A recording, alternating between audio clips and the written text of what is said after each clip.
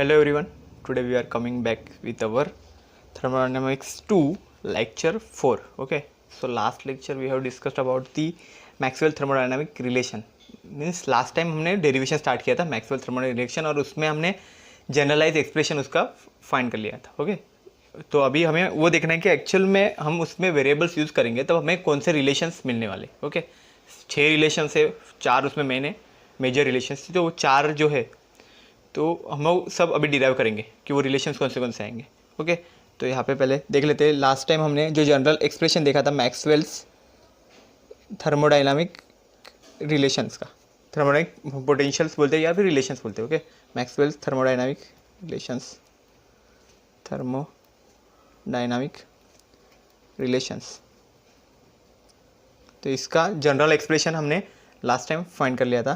तो general expression था do T by do Y at constant X into do S by do X at constant Y. ये याद रखना कि ये ब्रैकेट के अंदर अगर y रहेगा तो बाहर x रहता है, x रहेगा तो बाहर y रहता है. हर टर्म में ऐसे रहेगा. Okay, do p by do y at constant x do s do vy do x at constant y equal to do t by do x at constant y do s by do y at constant x minus do p by do x at constant y into do v by do y at constant x. Okay, तो ये actual में हमारा thermodynamic relation यहाँ तक आ गया था. Okay, general expression यही है हमारा. ओके, तो अभी हमें इसमें क्या x और y हमने दो कंसिडर किए थे वेरिएबल्स. ओके, तो यहाँ पे हमारे एक्चुअल जो वेरिएबल्स थे एस पी टी वी जो सब थे हमारे, एंट्रोपी, प्रेशर, वॉल्यूम, टेम्परेचर, जो हमारे थर्मोडायनामिक वेरिएबल्स है. ओके, तो वो हमें एक्चुअल में यहाँ पे यूज़ करने. एक्स और वाई दो ही है तो कोई भी दो यूज़ करने का और फिर हमें रिलेशन मिलते जाएगा. तो वो हम लोग एक एक यहाँ पे अभी करते हैं. ओके, तो फर्स्ट हम लोग क्या ले लेते हैं, फर्स्ट में हम लोग कंसिडर करते हैं एक्स इक्वल टू एस मतलब entropy and Y equal to V. Okay, तो X equal to S and Y equal to V. ये कंसिडर करने के बाद हमें क्या मिलता है वो पहले देख लेते हैं. Okay, X equal to S and Y equal to V. तो क्या हो जाएगा, देखो एक्स अगर हम लोग एस कंसिडर करेंगे तो यहाँ पे आ जाएगा एस. ओके, तो हमें पहले देखना क्या क्या है मालूम है, यहाँ पे एक ट्रिक है. ओके, देखने का भी तो किस तरह से देखेंगे हम लोग इसको. देखो जो डिनोमिनेटर में यहाँ पे अगर हमने एस और वी कंसिडर किया तो डिनोमिनेटर में जहाँ जहाँ एस है और वी है उसको पहले ऑब्जर्व करो कि उस पर क्या इफेक्ट पड़ रहा है. उस पर ये जब सब्स्टिट्यूशन करते हैं तो इफेक्ट क्या पड़ रहा है. बाकी टर्म्स को मत देखो क्योंकि बाकी हम लोग कांस्टेंट कंसिडर कर रहे हैं. अभी हम लोग खाली एस और वी के लिए रिलेशन बना रहे हैं ना, तो बाकी टर्म्स को मत कंसिडर करो. सिर्फ डिनोमिनेटर में एस कहाँ पे और वी कहाँ पे, बस वो टर्म्स पे क्या इफेक्ट पड़ रहा है वो देखेंगे हम लोग. तो यहाँ पे देखो डो एस है, यहाँ पे डिवाइड में क्या आ जाएगा, देखो एक्स इक्वल टू एस तो क्या बन जाएगा do S by do S. तो क्या बनेगा do S by do S. ये क्या बन जाएगा do S by do X रहेगा, तो एक्स के जगह पे हमने एस पुट किया है तो क्या बन जाएगा do S by do S is equal to 1 हो जाएगा. ओके, बाहर का वाई अफेक्ट नहीं करेगा तो ये एक्चुअल में 1 हो जाता है, मतलब ये टर्म 1 जाएगी. ओके, इसको डिस्टर्ब नहीं करेंगे. ओके, यहाँ पे हम लोग लिखेंगे लेकिन इसका इफेक्ट नहीं हम लोग डालेंगे कुछ. ओके, क्योंकि कांस्टेंट कंसिडर करेंगे. यहाँ पे टेम्परेचर हम लोग कांस्टेंट कंसिडर करें, उससे उस पर कोई हम लोग मतलब टेम्परेचर को कंसिडर ही नहीं कर रहे. यहाँ पे जो कुछ है यहाँ पे डायरेक्ट वैल्यू रहेगी यहाँ पे टेम्परेचर की, क्योंकि हमें रिलेशन बताना है. ओके ना, इसलिए हमें उसे कैंसिल नहीं करना है. तो यहाँ पे 1 रखेंगे, हो गया. अभी नेक्स्ट टर्म पे आते हैं do V by do X. तो डो वी एक्स क्या हमारा एस है, do V upon S. Okay, do V upon do S. तो ये क्या हो जाएगा differentiate with respect to S. V का हम लोग एस के साथ डिफ्रेंशिएट कर रहे हैं तो ऑब्वियसली वो 0 आ जाएगा. ओके, क्योंकि दोनों का भी ऐसा कुछ रिलेशन नहीं है. ओके, तो इसलिए क्या हो गया, क्योंकि वी एस पे डिपेंड ही नहीं कर रहा है, एस पे डिपेंड नहीं कर रहा है, एक्सप्लिसिटली वो डिपेंड नहीं कर रहा है. इसलिए हम लोग लिख सकते हैं कि do V by do S, इसको हम लोग ऐसे कर देखते हैं. Okay, do V by do X is equal to do V by X की जगह पे S is equal to 0 because this v and s is not explicitly dependent on v. Okay ना, v is not explicitly dependent on s. Okay, ऐसा हम बोल सकते हैं, इसलिए वो कैंसिल हो जाएगा. इसलिए एक्सप्लिसिटली मतलब वो डायरेक्टली डिपेंड नहीं कर रहा है उस पर, इसलिए वो डायरेक्ट 0 टर्म हो जाएगी. तो इसमें ये टर्म पूरी तरह से कैंसिल हो गई क्योंकि यहाँ पे 0 आ गया. सर्वाइव करेगी क्या, यहाँ पे 1 आ गया है तो सर्वाइव क्या करेगी, खाली do T upon do Y का सर्वाइव करेगी यहाँ पे। ओके, तो मैं यहाँ पे लिख देता हूँ do T upon do Y. Okay, ये टर्म यहाँ पे सर्वाइव कर चुकी है, तो इसलिए यहाँ पे एक्स लिखता हूँ, इक्वल टू लिखता हूँ। अभी हम लोग राइट हैंड साइड पे आएंगे। राइट हैंड साइड पे देखो क्या क्या है, do T upon do X at constant Y. तो यहाँ पे एक्स की जगह पे हम लोग एस रखेंगे, हम लोग करते हैं यहाँ पे, ठीक है ना। डो हम लोग टी नहीं, हमें एस कंसिडर करने है ना, एस और वी की टर्म कंसिडर करनी, क्योंकि यहाँ पे एस और वी है। तो टी का मत कर देखो, खाली एस का देखो, तो क्या है देखो, do S upon do Y, Y का क्या है वी, डो वी। तो डो वाई मतलब क्या हो गया, do S upon do V. तो एस वी पे डायरेक्ट डिपेंड नहीं करता है, ओके ना, explicitly not depending on explicitly on the V, okay ना। तो ये डायरेक्ट नहीं कर रहा है, उस पर डिपेंड नहीं करता, इसलिए ये जीरो हो जाएगी। तो ये टर्म पूरी तरह से निकल जाएगी, ये जीरो हो जाएगी। फिर नेक्स्ट में देखेंगे यहाँ पे क्या है, पी को नहीं कंसिडर करेंगे, हम लोग वी को कंसिडर करते हैं। Okay, do V upon do Y, तो ये देखेंगे, तो do V upon do Y. Okay, तो वाई का क्या था हमारा, वाई इक्वल टू वी, तो वो बन जाएगा do V upon do V equal to 1, ऐसे हो जाएगा। तो इसलिए क्या यहाँ पे 1 हो गया, 1 हो गया तो ये टर्म सर्वाइव कर जाएगी, सर्वाइव करेगी तो ये क्या हो जाएगा, minus do P upon do X at constant Y. आपको कुछ प्रॉब्लम हो रहा है तो क्या करेंगे, ये सब अभी जो वैल्यूज़ मैंने बनाई है ये बस यहाँ पे आप पुट कर दो। ओके, सब्स्टिट्यूट करो ये इक्वेशन में, आपको यही इक्वेशन मिलेगा। ओके, क्योंकि जो 0 0 वाले वो तो डायरेक्ट कैंसिल ही हो जाएंगे टर्म्स, और जो टी वाले वो सर्वाइव करेंगे, टी और पी वाले वो सर्वाइव कर जाएंगे यहाँ पे। ओके, तो यहाँ पे देखो do T upon do Y हो जाएगा, do P upon do X हो जाएगा।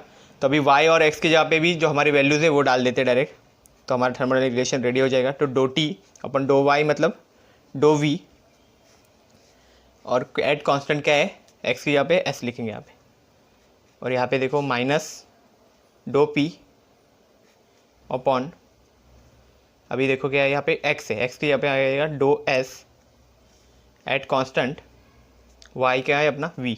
ओके, तो ये हमारा फर्स्ट थर्मोडायनामिक रिलेशन बन चुका है, ये हमारा फर्स्ट थर्मोडायनामिक रिलेशन है। ओके, मैं इसको अलग से ऐसे नोटेशन देता हूँ 1। ओके, फर्स्ट थर्मोडायनामिक रिलेशन आ गया ना, तो 1 लिखता हूँ। ओके, सिमिलरली हमें बाकी के लिए भी वैसे ही करना है प्रोसेस। ओके, इस तरह से हम लोग प्रोसेस करते जाएंगे एक एक एक एक। तो अभी मैं सेकेंड का भी लिखता हूँ, ठीक है। सेकेंड का भी क्या है, x इक्वल टू, हम लोग अभी कंसिडर करेंगे दूसरा वेरिएबल, हम लोग करते हैं पहले s ले लिया है, v ले लिया है। ओके, अभी नेक्स्ट देख, अभी हम लोग देते हैं कि x equal to t consider करते हैं and y equal to v consider करते हैं। ओके, पहले जाके एस वी किया, अभी t और v करते। ओके, तो क्या हो जाएगा देखो, x इक्वल टू t और v, तो अभी क्या देखेंगे, डिनोमिनेटर में t है और v है, वही टर्म कंसिडर कर सकते, बाकी टर्म हम लोग नहीं देखेंगे, उस पर पहले इफेक्ट क्या हो रहा है देखेंगे। यहाँ पे देखो s और v था, तो हमने s और v जहाँ डिनोमिनेटर में, न्यूमरेटर में, ओके न्यूमरेटर में है वहाँ पे देखेंगे, मतलब ऊपर के साइड जहाँ पे t और v है वो पहले देख लेंगे, ठीक है। तो देखो क्या क्या है, t यहाँ पे v, ओके, तो यहाँ पे t है, तो यहाँ पे देखेंगे हम लोग क्या इफेक्ट पड़ता है। तो do T upon do Y पहले लिखते हैं, do T upon do Y, इसको मैं ऐसे यहाँ पे बीच में पार्टीशन बना देता हूँ, नहीं तो मिक्स हो जाएगा। ओके, तो यहाँ पे देखो पहले न्यूमरेटर में क्या है, do T upon do Y, तो ओके ये है इक्वल टू, अब वाई क्या है हमारा v है, तो do T upon do V. तो t और v एक्सप्लिसिटली डिपेंडेंट नहीं है एक दूसरे पे। ओके, यहाँ पे ये केस में तो वो फिर क्या हो जाएगा, ये जीरो हो जाएगा। Okay, similar like this. Okay, बाद में क्या हो जाएगा, ये टर्म मतलब निकल गया। फिर नेक्स्ट टर्म क्या है हमारा, v का टर्म देखेंगे, तो इसमें v का टर्म है, तो क्या देखेंगे, do V by do X equal to do V by X, क्या हमारा t है, तो ये भी वैसे ही हो जाएगा, ये भी उसी तरह से पूरी तरह से ज़ीरो हो जाएगा। ओके, अभी क्या देखेंगे, ये पूरा मतलब साइड जीरो हो गया, लेफ्ट हैंड साइड पूरा जीरो हो गया, अभी क्या बचा है खाली राइट हैंड साइड, तो इसमें क्या हो जाएगा, do T by do X, तो अभी क्या हो गया, do T by do T, तो ये इक्वल टू 1 हो जाएगा। ओके, ये 1 हो जाएगा तो मतलब ये टर्म सर्वाइव कर गई, तो हम लोग यहाँ पे लिख सकते हैं 0 is equal to do S by do Y, तो उसके जगह मैं वाई पे जगह पे है वी पुट कर देता हूँ, do S by do V put कर देता हूँ, और एक्स क्या था हमारा, एस है, एक्स है टी, ऐसे आ जाएगा। अभी नेक्स्ट देखते हैं यहाँ पे है do V upon do Y, Y क्या है हमारा वी, डो वाई, तो ये भाई हम लोग ऐसे लिखते हैं डो वाई की जगह पे V, do V upon do V 1 हो जाएगा, तो ये भी यहाँ पे 1 हो गई, तो ये सम सर्वाइव कर जाएगी, सर्वाइव करेगी तो मतलब minus do P upon do X, X की जगह पे डो टी आएगा एंड वाई की जगह पे हम लोग लिखेंगे वी। ओके, तो ये बन जाएगा। तो इसमें से क्या करेंगे, एक टर्म को यहाँ पे ले लेते हैं तो दोनों पॉजिटिव हो जाएंगे। ओके ना, देयरफॉर फिर हम लोग इसको यहाँ पे ले लेते हैं, तो ये क्या बन जाएगा, do S upon do V at constant T is equal to do P upon do T at constant V. तो हो गया, ये हमारा सेकेंड थर्मोडाइनामिक रिलेशन हो गया। ओके, सेकेंड हो गया ये। अब बस सिमिलरली हम लोग और एक देखते हैं, थर्ड का देख देते हैं। तो थर्ड में हम लोग क्या कंसिडर करते हैं, एक्स इक्वल टू एस करेंगे and Y equal to P कर देंगे। ठीक है, अभी देखो क्या है, S equal to Y S हो जाएगा, वाई इक्वल टू पी हो जाएगा।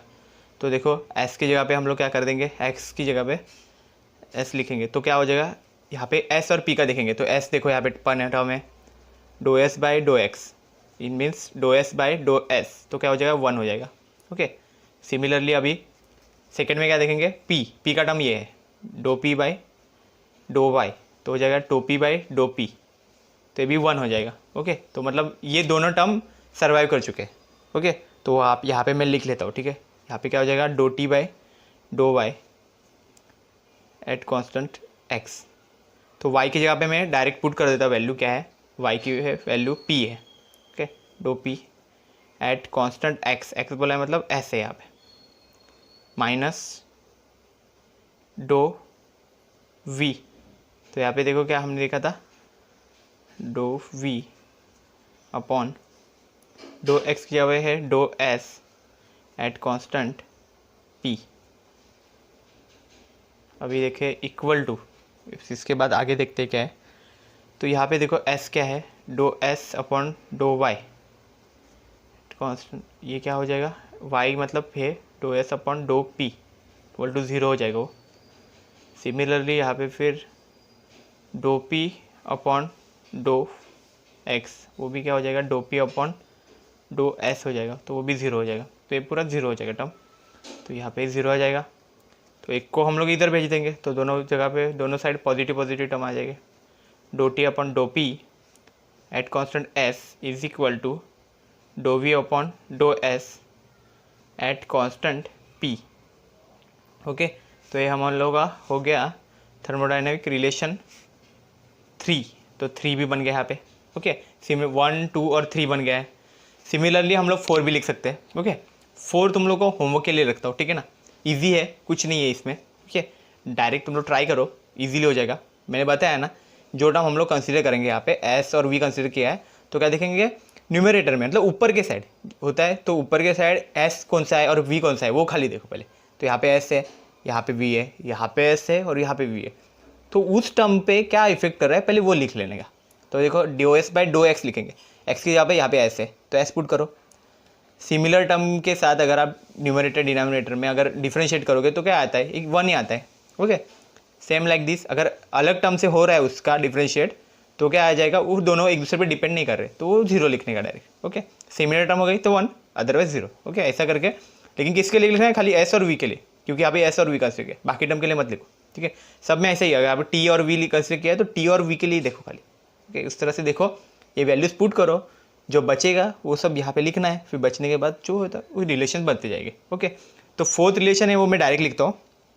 ओके, 5th और 6th है, 4th भी इसके जैसा ही है। ओके, 5th और 6th थोड़ा अलग टाइप के रिलेशन मिलेंगे, इस तरह से नहीं बनेंगे। ओके, तो इसलिए उसको थोड़ा अब देखते हैं। ओके, तो इसमें देखो 4th में हम लोग क्या कंसिडर करेंगे, एक्स इक्वल टू हम लोग कंसिडर करेंगे टी।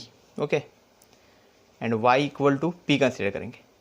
मतलब देखो हमारे क्या हो गया, देखो एक्स हमने 2 बार टी लिया है और x 2 बार s भी लिया हुआ है, और y 2 बार v लिया है और y 2 बार p भी लिया हुआ है। ओके, लेकिन किसी को भी रिपीट नहीं किया हमने। ओके ना, सबका रिलेशन अलग अलग है, एक t के साथ p है, दूसरा t के साथ v है, देन नेक्स्ट s के साथ p है और s के साथ v है, ऐसा। ओके, तो इसका क्या आता है वो मैं बताता हूँ, बाकी तुम इसको ट्राई करो एक बार, you can do this at home.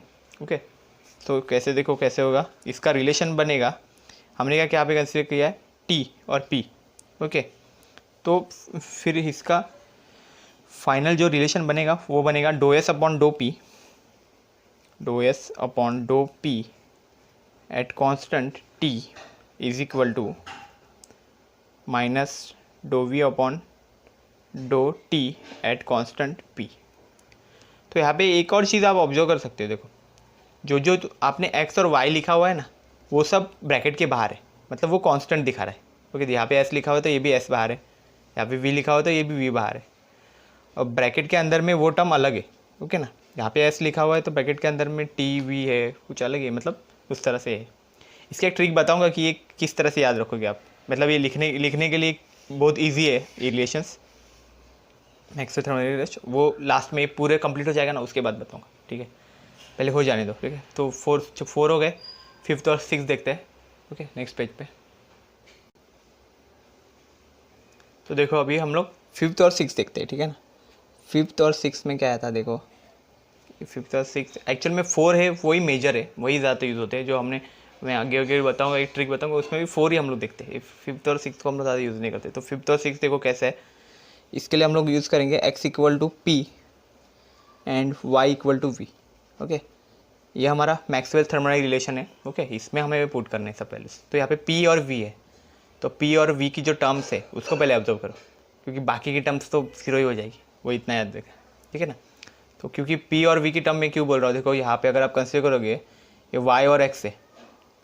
Okay, तो यहाँ पे हम लोग पुट नहीं करेंगे। ओके, पहले हम लोग इस पर देखेंगे। ओके, क्योंकि ये जो है ये हमने कंसिडर नहीं किए, ये खाली कंसिडर किए हुए p और v, तो हम लोग यहाँ पे इसे हम लोग डायरेक्ट लिख सकते हैं। ओके, क्योंकि रिलेशन फिर इसमें से ही बनेगा।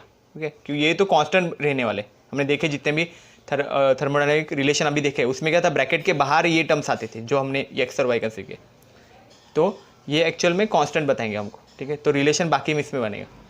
तो पहले देखते p और v का देखते हैं। तो ये देखो क्या है, do p by do y पहली टर्म है यहाँ पे, do p by do y, तो y क्या है हमारा, do p by do v है, तो do p by do v यहाँ पे सर्वाइव नहीं करेगा। ओके, ये क्या बनेगा, 0 हो जाएगा।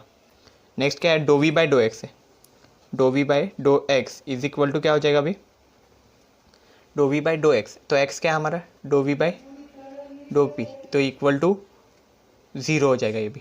ओके ओके, ये इसके साथ एक्सप्लिसिटली डिपेंडेंट नहीं है इसके साथ, तो इसलिए वो 0 हो जाएगा। तो ये पूरा टर्म यहाँ पे कट हो जाएगा, सिर्फ ये टर्म सर्वाइव करेगा। तो जो सर्वाइव कर रहा है वो टर्म को हम लोग डायरेक्ट लिख देंगे, do T by do Y, तो y की जगह पे डायरेक्ट लिखता हूँ v।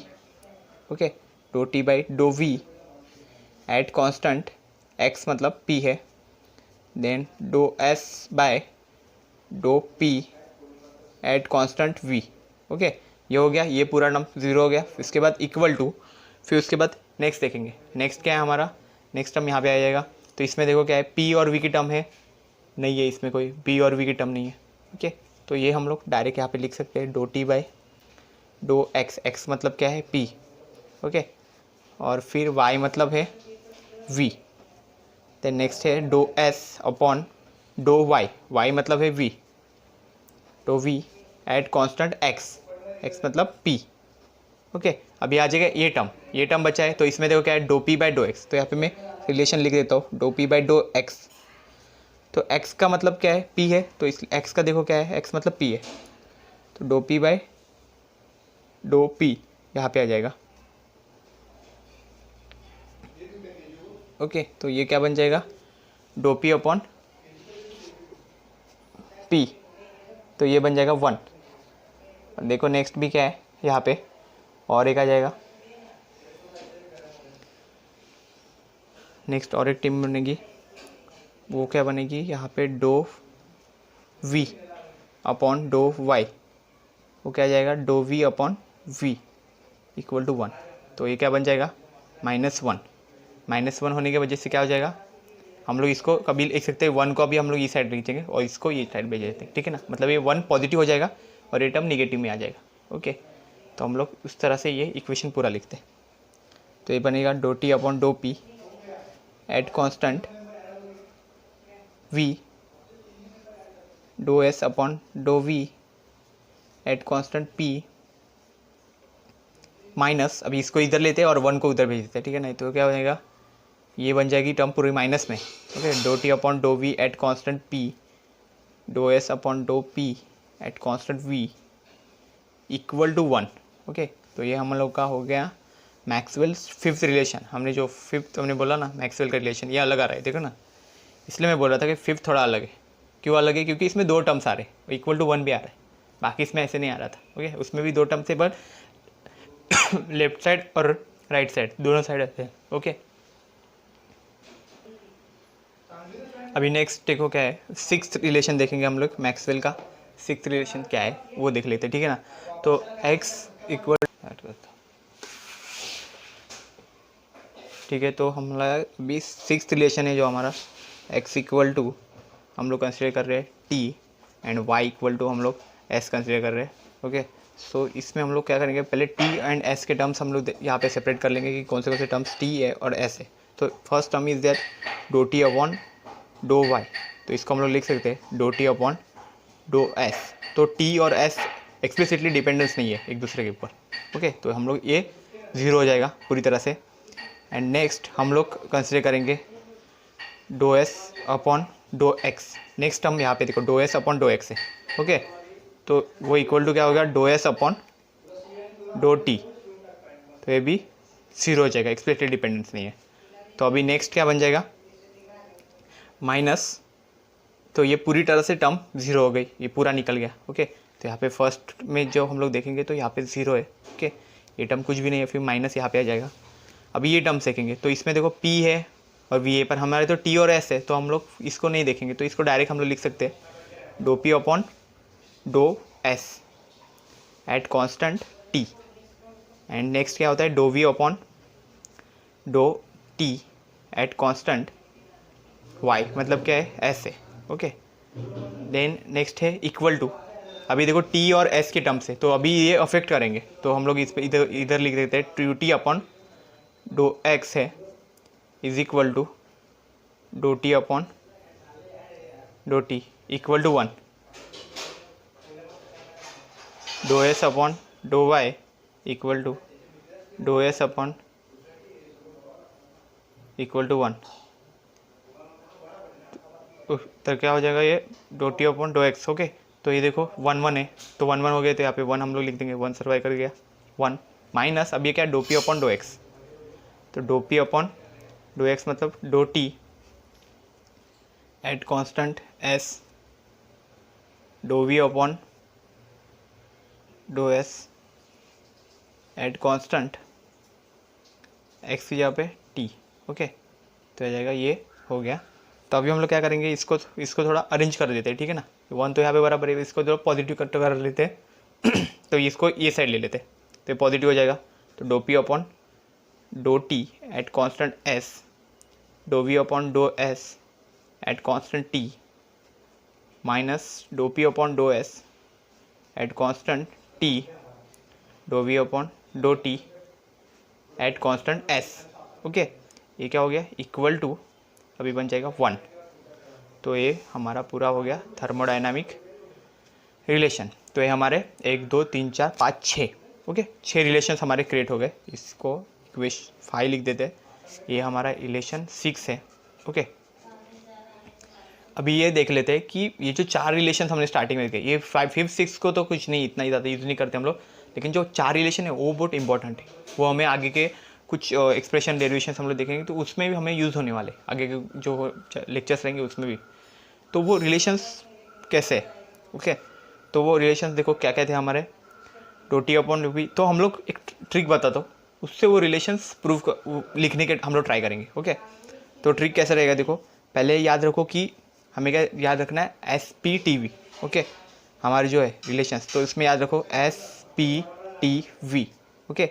ये अरेंजमेंट याद रखो SPTV, ओके। तो इसको हम लोग अरेंज कैसे करेंगे, देखो ऐसे करते हैं अरेंज, ठीक है। पहले हम लोग कंसिडर करते हैं S यहाँ पे कंसिडर कर देते हैं, P यहाँ पे कंसिडर कर देते हैं, T यहाँ पे कंसिडर, V यहाँ पे। आप कैसे भी ले लो, एंटी क्लॉकवाइज ले लो या क्लॉकवाइज ले लो, ठीक है। कोई भी किसी भी तरह से ले सकते हो आप लोग, ऐसे कुछ ज़रूरत नहीं है, ओके। तो पहले स्टार्ट करना है SPT। तो पहले हम लोग स्टार्ट करेंगे इससे। तो पहला का हम लोग कंसिडर करेंगे S, फिर उसके बाद हम लोग जाएंगे P, फिर हम लोग उसका जो हेयर कंसिडर करेंगे कांस्टेंट वो T को कंसिडर करेंगे। ओके, तो पहला रिलेशन हम लोग यहाँ पे लिखते हैं। तो पहले do S upon do P at, फिर ब्रैकेट के बाहर जो होगा वो थर्ड टर्म लिखना T। ओके, अभी सेकंड क्या करेंगे हम लोग, इसके ये साइड से निकलेंगे। ओके, तो हम लोग क्या किया, do S upon do P। अभी हम लोग क्या करेंगे, ये ना S है, अब पहला तो हम लोग इसे गए क्लॉकवाइज गए, अभी नेक्स्ट क्या करेंगे एंटी क्लॉकवाइज जाएंगे, लेकिन कहाँ से जाएंगे, इसके नेक्स्ट टर्म से जाएंगे एंटी क्लॉकवाइज, मतलब S को छोड़ देंगे, यहाँ से नहीं जाएंगे। ओके, इसके आगे के टर्म पे हम लोग डायरेक्ट जंप करेंगे, फिर यहाँ से हम लोग एंटी क्लॉकवाइज जाएंगे। तो एंटी क्लॉकवाइज देखो क्या है, V2T जाएंगे। ओके, यहाँ पे पहुँच गए आप। तो इसके बाद फिर जाएंगे हम लोग ऐसे। ओके, यहाँ के थ्रू यहाँ पे पहुँच जाएंगे। ओके, एट कॉन्स्टेंट V, तो ये पॉइंट तक पहुँचेंगे। तो देखो क्या है, V और T है, तो इक्वल टू हम लोग लिखेंगे do V upon do T at constant P। तो P देखो यहाँ पे आया। ओके, तो मतलब क्या करना है, पहले एक बार क्लॉकवाइज जाओ, फिर एक बार एंटी क्लॉकवाइज जाओ, ठीक है ना। खाली ये अरेंजमेंट याद रखो, SPTV लिखो, ठीक है। फिर ये कैसे भी अरेंज करो, SPTV ऐसा अरेंज करो या फिर ऐसे भी अरेंज करोगे तो भी चलेगा। ओके, बस जाते वक्त एक बार क्लॉकवाइज जाना है, फिर इक्वल टू साइन देके फिर एंटी क्लॉकवाइज जाना है। अभी इसका साइन क्या आएगा, प्लस आएगा कि माइनस आएगा, वो बाद में बताता हूँ, पहले सारे रिलेशन हम लोग पहले लिख लेंगे, ठीक है ना। तो अभी नेक्स्ट रिलेशन देखेंगे। ओके, ये SPTV के लिए ये मैंने लिख दिया। अभी नेक्स्ट हम लोग कोई और टर्म लेते हैं, P लेके ओके, P लेके हम लोग देखते हैं एक बार, ठीक है। तो यहाँ पे मैं एक बार SPTV ड्रॉ कर लेता हूँ, ठीक है ना, SPTV ड्रॉ कर लेता हूँ। अभी हम लोग P से स्टार्ट करेंगे, ठीक है। P से स्टार्ट करेंगे तो क्या होगा, P to T पहले जाएगा, फिर उसके बाद उसके ब्रैकेट के बाहर की टर्म कैसे निकालेंगे, यहाँ पे नेक्स्ट टर्म रहेगी वो ब्रैकेट के बाहर होगी, मतलब V बाहर होगा। तो पहले क्या होगा, P to T जाएगा, तो क्या बन जाएगा, do P upon do T, और V इसके बाहर आएगा ब्रैकेट के। ओके, देन इक्वल टू आएगा साइन, देन आगे क्या होगा, P मत कंसिडर करो, उसके आगे की टर्म कंसिडर करो, तो क्या है S होगी, तो S to V आ जाएगा। यहाँ पे जंप करो, और उसके फिर आगे की टर्म रहेगी वो रहेगा हमारा, मतलब T, वो हमारे ब्रैकेट के बाहर रहेगी, तो S और V। तो क्या आ जाएगा, do S upon dough V at constant, यहाँ पे क्या आ जाएगा, T पे आ जाएगा। ओके, तो ये यहाँ पे हमारा रिलेशन बन गया do P upon do T, ये बन जाएगा equal to do S upon dough V at constant temperature. Then next हमें और एक कंसिडर करेंगे हम लोग, T से कंसिडर करते हैं अभी। ओके, तो T से कंसिडर करने के लिए मैं यहाँ पे एक SP T और V का एक यहाँ पे बना देता हूँ, ठीक है। तो देखो T से कंसिडर कर लेते हैं एक, तो T से हम लोग स्टार्ट करेंगे, तो V पे जंप करेगा, पहले क्लॉकवाइज किया तो T V पे, और नेक्स्ट उसका ब्रैकेट के बाहर आएगा S। ओके ना, तो हम लोग वो लिखते हैं यहाँ पे डो T upon dough V at constant आ जाएगा, वो क्या आ जाएगा, S। ओके, फिर T के आगे से वापस एक बार यहाँ पे P से स्टार्ट करते, P to S आ जाएगा, फिर बाद में हम लोग यहाँ पे इसके आगे की टर्म मतलब V आ जाएगा। ओके, वो ब्रैकेट के बाहर आएगा, तो डो P अपॉन इसका आ जाएगा do P upon do S at constant V। Okay, तो ये एक्चुअल में बन गया हमारा थर्मोडाइनमिक रिलेशन का do T upon dough V equal to do P upon do S।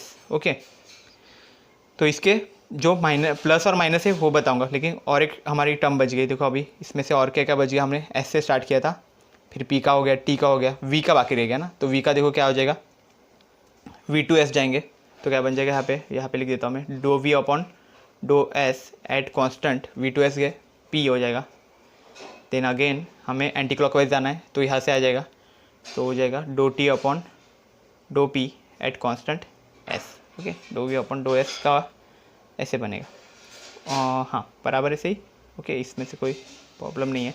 अभी इसके साइन कन्वेंशन देखो कैसे, ये हमारे थर्मोडायनेमिक रिलेशन हमने मैग्नीट्यूड में तो बराबर लिखे, लेकिन इसमें साइन है, कुछ माइनस भी रहते हैं। तो माइनस कौन से रहेंगे, देखो माइनस के लिए याद रखो निगेटिव ओनली कहाँ होगा, निगेटिव यहाँ पे मैं बताता हूँ। देखो निगेटिव है ना ये चीज़, ये खाली कहाँ होगी, अगर डो T या डो V ऐसा रहेगा, या फिर और एक रहेगा डो V या डो T ऐसा, मतलब T और V दोनों ऐसे कंबाइन में आ जाएंगे कहीं पे भी, तो वो रिलेशन में निगेटिव साइन आ जाएगा। फिर निगेटिव कहाँ पे भी लिखो, तुम लोग लेफ्ट में लिखो या राइट में लिखो, इसमें कोई वन या कुछ नहीं है, ये मतलब दो ही टर्म से ऐसे ये हवा घूमेंगे, तो निगेटिव यहाँ पे लिखा, यहाँ पे लिखा, मीनिंग सेम ही होने वाला है, कहीं पे भी लिख दो, ठीक है ना। तो क्या होने का, देखो यहाँ पे अभी देखो डो टी और डो वी ये कंबाइन भी कहाँ पे आया है, देखो यहाँ पे do V upon do T combine आया है, तो यहाँ पे मैं निगेटिव लिख देता हूँ, यहाँ पे भी लिखोगे तो भी प्रॉब्लम नहीं, कोई एक ही जगह पे लिखो, ठीक है ना, यहाँ पे लिख दिया। इसमें देखो टी और वी है बट अलग अलग डायरेक्शन में, तो इसमें कुछ मतलब नहीं, इसमें कुछ प्रॉब्लम नहीं। यहाँ पे भी देखो ये रिलेशन में do T upon do V एक अकेला आया है, देखो ना पूरा आया है, तो अभी देखो do T upon do V, तो यहाँ पे निगेटिव लिखना पड़ेगा माइनस, ओके, दो रिलेशन माइनस के आ गए। यहाँ पे भी टी और वी है लेकिन अलग अलग जगह पे, तो कोई अफेक्ट नहीं करेगा, ओके। तो इस तरह से हमारे ये चारों के चारों थर्मोडायनामिक रिलेशंस यहाँ पे फॉर्म हो जाएंगे, ये चारों रिलेशंस, ओके। तो याद रखो मैक्सवेल्स थर्मोडायनामिक रिलेशंस यही है एक्चुअल में, ओके। तो ये सब यूज़ करके अभी हमें इसके एप्लीकेशंस भी देखने हैं, ओके। तो I hope you have cleared all this things right now. तो हम लोग इसके एप्लीकेशंस नेक्स्ट लेक्चर में देखेंगे, ओके। और ये डेरिवेशंस का आप खुद से और एक बार प्रैक्टिस करो, ओके। जितना परफेक्टली करोगे उतना ये इजी लगेगा। इसमें टर्म्स ज़्यादा है बट इसमें याद रखने वाली चीज़ कुछ नहीं है, ओके। बहुत ईजीली यहाँ पे ये हैंडल हो जाएंगे, okay. So I hope you have cleared all this things. So thank you very much.